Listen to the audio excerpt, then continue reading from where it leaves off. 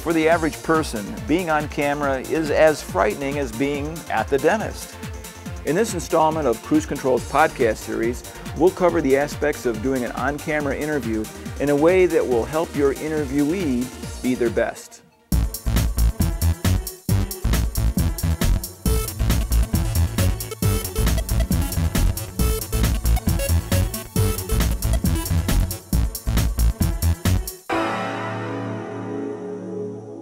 I'm Larry Evey.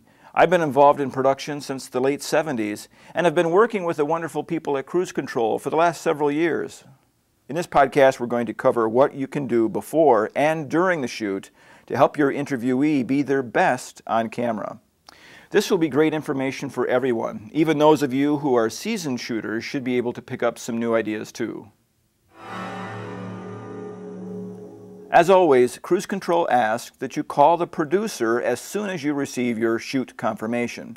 If the producer will not be on site, with their approval, take a moment to call the interviewee, introduce yourself, and let them know briefly the steps of production. As strange as it may seem, tell them that being nervous is good and that to use that energy to be their best. If a makeup artist is not on the shoot, bring a small kit yourself. It should contain some hairspray, facial tissues, and C-fold paper towels to dry a greasy or shiny face. I also bring a special spray powder for balding heads. It's actually a disguised can of unscented underarm deodorant. It really works. Be careful to avoid the area around the eyes.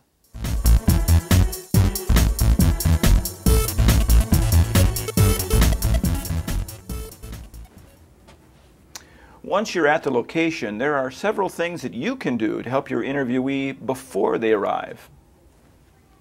Check with facilities to reduce the heat in the room. Also, find out where the breaker box is for the outlets in the room. Better to take the time to get this information now rather than after a breaker pops, because you know if it's going to go, it's going to be right in the middle of your interview. Also, ask the facility for water, bottled water if available. If a chair is to be used, make sure it's a low-back, non-moving seat, and preferably with armrests if possible. When you're lighting the set, toss an extra light on the back wall to illuminate the area behind your camera. Now this will help eliminate the claustrophobic feelings your interviewee may have from all the lights that are on them.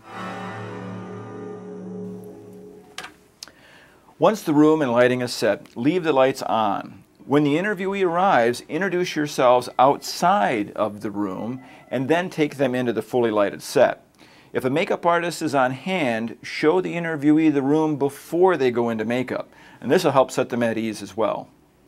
Your interviewee is now seated and ready. Either you or the producer should remind them where they are to look and how the questions should be answered.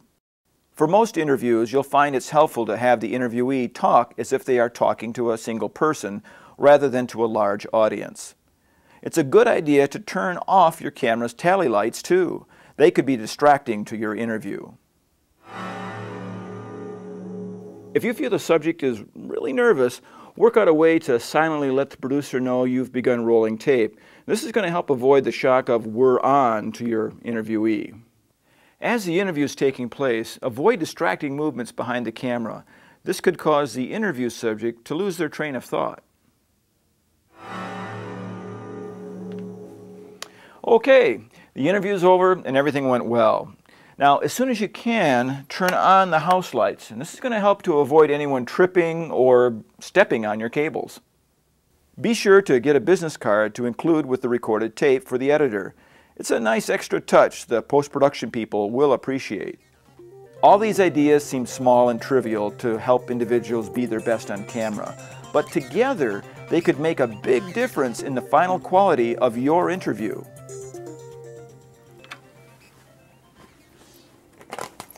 Now, for those of you who are going to be in front of the camera, I offer personalized on-camera coaching sessions. Please visit my website, westcoastmedia.com, for more details. So where do you download information Overdrive? Go to Cruise Control's website and click Podcast.